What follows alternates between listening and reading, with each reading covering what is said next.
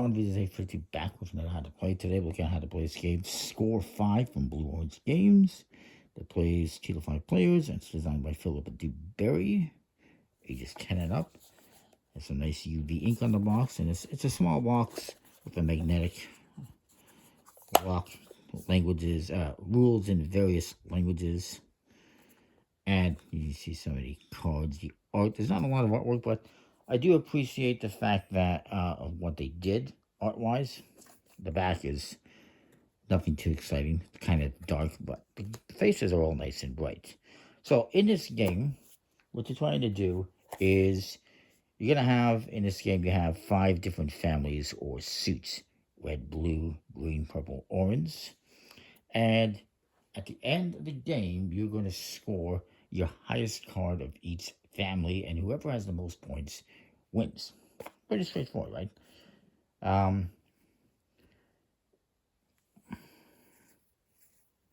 At every round, basically, a card is going to be put up for auction. Everyone's going to bid with cards in their hand, and then you can win the auction or receive a share of the successful bidder's cards. And it involves bluffing, a little push your luck, and whatnot. So the cards you get, there is a few different types of cards to note. You have these cards here that have letters on the bottom. A, B, C, D, and E. These are going to be starting hands. Everybody's going to get a starting hand that has one of each family in values of 5 to 25. All the cards have values that go up in 5. So let's say we have an A, B, and a C player. We can put these ones aside. If they're not being used, they can get put aside. So each player is going to get a hand. And then we have these cards here. Are going to be up for auction. You have, and I have to double check here.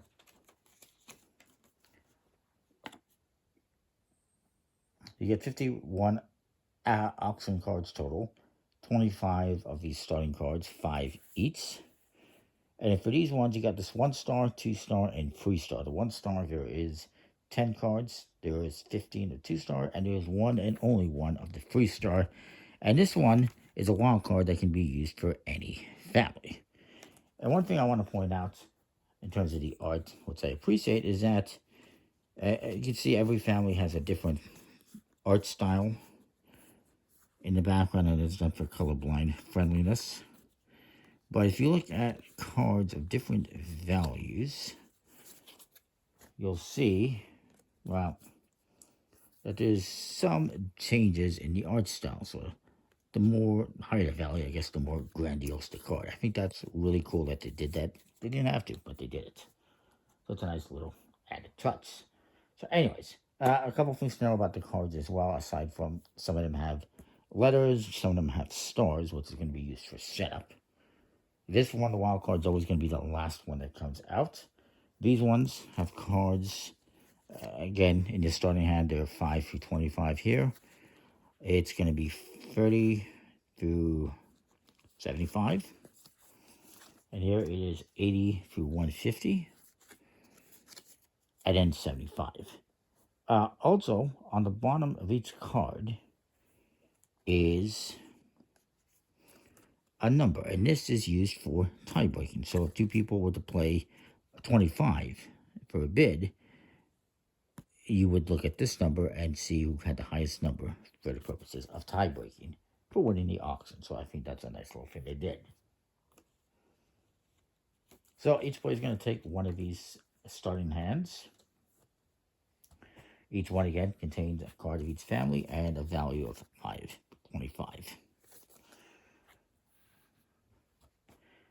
Then, we're going to set up the rest of the cards. And if you're playing with less than 5 players, there's going to be some cards that aren't used that you will put away.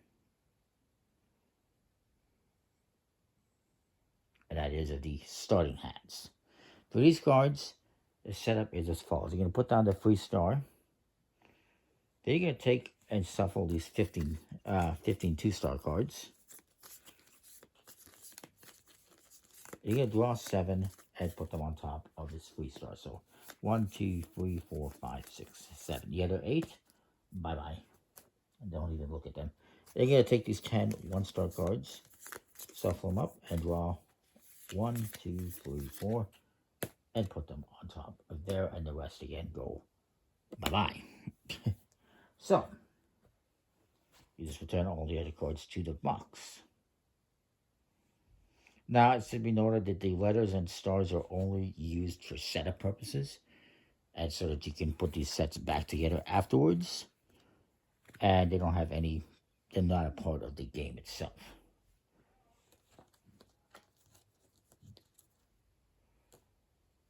And you're going to be playing 12 consecutive rounds. That's what you got your cards that you're going to be bidding on. And so you're going to be doing 4 steps in order. And that is, first you're going to reveal the top card. This is what we're auctioning for, what we're bidding on. And it is a 40. Which is pretty good. So then, you're going to secretly choose a number of cards from your hand. You can do 1, you can do 2, 3, or either all of them if you want. And put them face down in front of you. Everyone's going to do this. Then we simultaneously reveal. Whoever had the highest bid wins the card and puts it in their hand.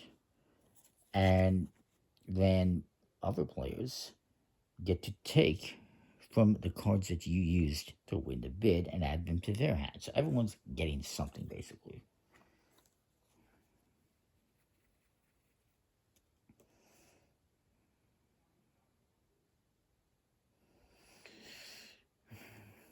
And you can use any number of cards from 1 or more families. A 40 is pretty good, but there's higher cards out there. So I'm going to make a bid.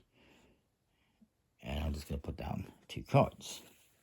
Another players are going to do the same thing. Now, at this point, you can also not bid. You can pass. And then later on, it comes back to you, and you can then bid at that time. Because you can wait and see how many cards your opponents are playing if you want. And after you've seen how many cards your opponents have played, you can add or remove cards from your own bid as many times as you like.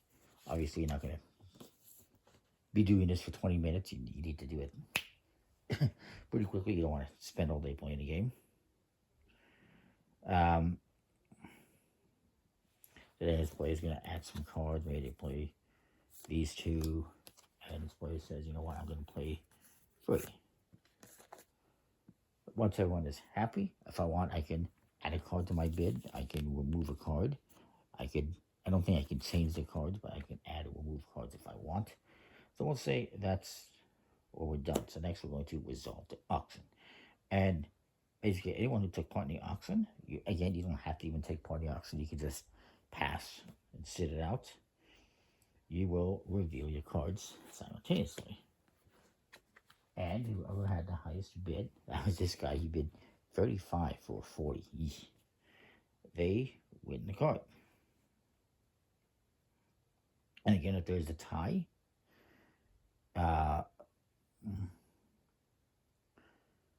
let's say he had bid 25 and he had bid 25, then you would look at the numbers. He has a 48 and a 35. He has a 44 and a 38. So he would win on a tiebreaker, I would say, because he has a higher number. But in this case, he outright won with that bid, so he's going to get this card for his hand. Then we will distribute the winner's cards. Anyone who did not win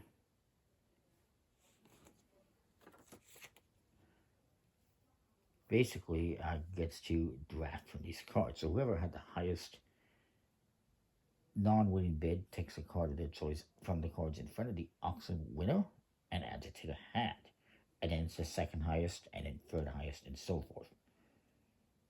If more than one person made the same bid, you're going to use the tiebreaker. In this case, he had the highest bid, so he's going to draft from here. He's going to take, why not? He's going to take the 20 and put it into his hand. it comes to me, I'm going to take the 10. And then it's going to go back to this guy, and he's going to take the 5. The winner doesn't get to take any of the cards back. And if you did not even take part in the auction, you didn't take part in the bid, you can also grab one of those cards. You're going to be the last to select, but you can take one of those cards, which is kind of cool.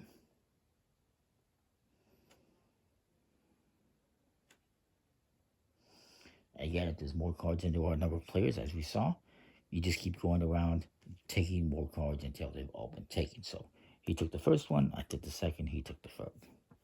Pretty straightforward, I do think.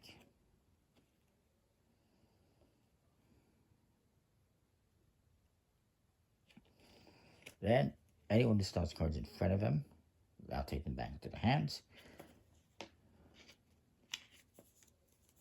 And so I would take these cards. He's going to take these cards. We have a bunch of cards now. He only has 3. And another card gets revealed. And then we do the bid process again. Keep doing this until we've gone through all these cards.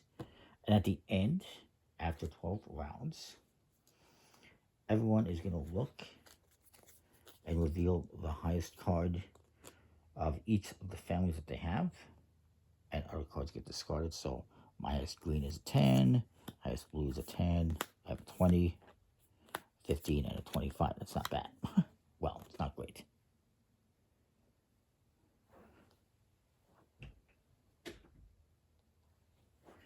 And I would just discard this one.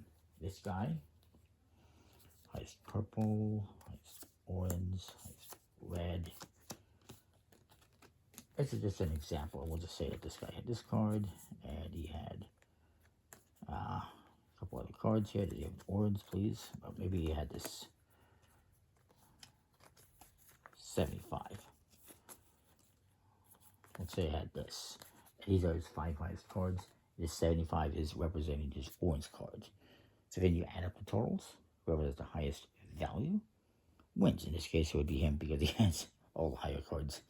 Anyways, that's just a little quick example of how you play Score 5. I think it's a cool, simple little game, fun little game, auction bidding. And I like it. Comment, like, subscribe, let me know what you think. We'll see you next time. Thanks for watching.